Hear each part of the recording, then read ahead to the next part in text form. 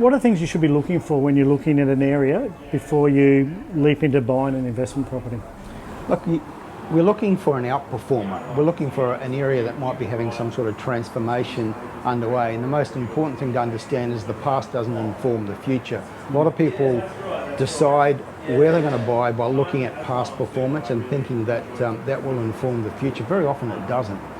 What's most important is what's coming up in the future of a location. That can often be marked by the level of spending on infrastructure, for example, or it might be the level of vacancies, which is likely to lead to increased rentals, and that will precipitate increased prices. We've seen that happen in markets across Australia over the years.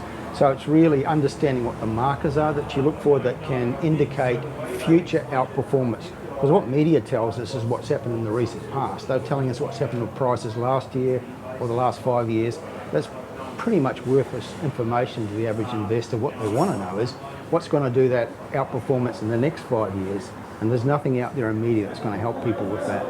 Speaking of media, how much attention should we be paying to the media? Because I think in the last 15 years that I've been involved with property investment, almost every year I see an article about doom and gloom and property prices are going to collapse. Literally almost the same article regurgitated over and over again.